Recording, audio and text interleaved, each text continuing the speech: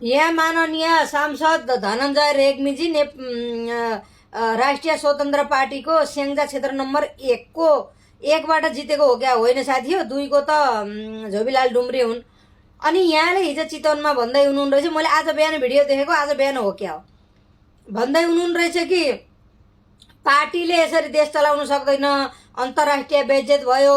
अनि चाहिँ नि के भन्छ अरे, मलाई चाहिँ नि यति भनेपछि मैले पक्का जित्दिन। यो होइन तपाईले नजित्ने तपाईको मेसो पाएर त्यहाँ चाहिँ नि तपाई भित्र हेर्दाखेरि अथवा चाहिँ नि के छ त्यहाँको वातावरण, अब त मैले पक्का पनि जित्दिन, मैले आवाज उठाएर बाहिर गएर रडाको मच्चाइदिन्छु भनेर तपाईले यो बाहिर आफ्नै पार्टीको बेइमानी गर्नुभएको छ, बेइज्जत गर्नुभएको छ है धनञ्जय रेग्मीजी।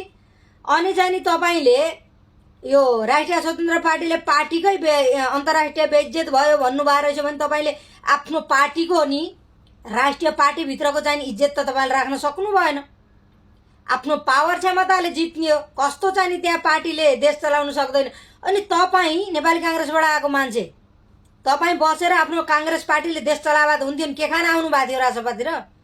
किन शुक्र मनाउनुस् कि तपाई जस्तो मान्छेलाई के भन्छ अरे टिकट दियो राजसभाले र हामी चाहिँ नि बेकुफ नेपाली जनताले जिताइहाल्यौं, किनभने हामी कांग्रेस एमालेबाट आजित भएको हुँदाखेरि भोट दिएको विकल्प खोजेर। तर तपाईले त्यो भोटको अपमान गर्दै हुनुहुन्छ है धनञ्जय रेग्मीज्यू।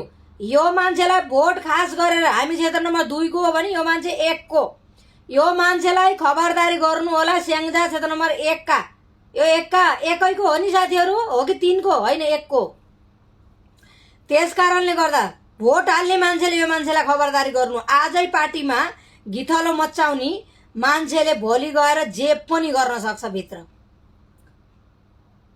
मरी मेटी जेल नेल बिना चाहिँ नि गल्तीको सजा भोगाएर हाम्रो रवि दाइले पार्टी यहाँसम्म ल्याएको। तपाईलाई बुरुक बुरुक उफ्रेर पार्टीको बेइज्जत गर्ने हक अधिकार छैन हो धनञ्जय रेग्मीज्यू, बुझ्नुभयो नि।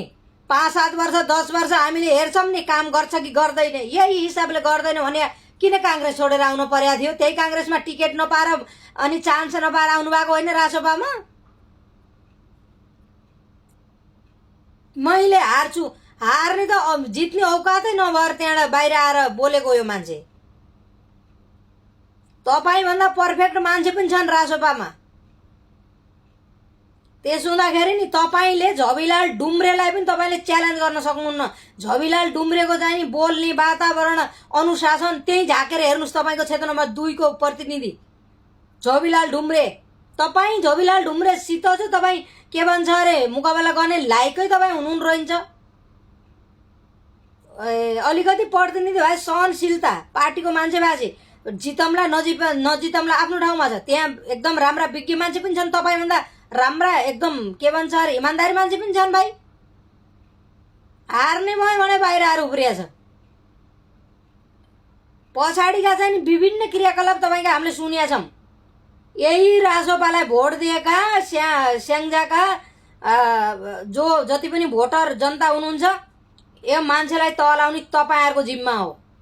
पार्टीको भन्दा पनि भोट दिनेले मैले कस्तो नकचरालाई भोट दिएछु यसरी चाहिँ तपाईहरु आवाज उठाउनु पर्छ है। त्यहाँको युवाहरुले यो बोल्ने चाहिँ नि यहाँको बोल्ने शैली, यहाँको बोल्ने एउटा धैर्यता जो रहेनछ यो मान्छे तिमी। लाजको मर्दो पार्टी भित्रको चाहिँ नि बिचलो गरेछ। कस्ता कस्ता मान्छेहरु चुनाव लड्न त्यो प्रमोद नेउपाने चाहिँ नि यति चाहिँ नि रवि दाइको नजिकको मान्छे, यति सेवा गरेको, यति लागि परेको मान्छे त चुनाव लड्नलाई टिकट पाएनन् तिनले। अनि यो मान्छेले त टिकट पाएर जितेको मान्छे हो भने चाहिँ अहिले यहाँ बेइज्जती गरिरहेछ पार्टीको। च्यातिएको मुख च्यातिएको थुथु न जानी भित्रको दिमाग पनि च्यातिएकै रहेछ। साथी हो इन्क्वायरी गर्नु होला यो मान्छेलाई, यो धनराज रेग्मी। अनि तपाईको जानी स्याङ्जा जिल्लाको 1 नम्बरको प्रतिनिधि हो क्या? उसलाई चाहिँ नि त्यहाँको जनताले नि ठेगान लाउनु पर्छ, पार्टीले होइन। आफूले भोट दिएको प्रतिनिधिलाई, आफ्नो चाहिँ नि नेतालाई आफूले नि आवाज उठाउने हो। युवाहरु उठ्नु होला। कति चित्त बुझेन मैले यो मान्छे बोलेको। अनि चाहिँ नि एकजना मान्छेले भनेछ झबीलाललाई त्यहाँ खोरा भित्र गएर हामीले निकालेर लतारेर घसार्छौं दुनियादारी, तिमीहरुले हात लाएर हेर झबीलाल डुम्रेलाई मात्रै हुन्छ ल।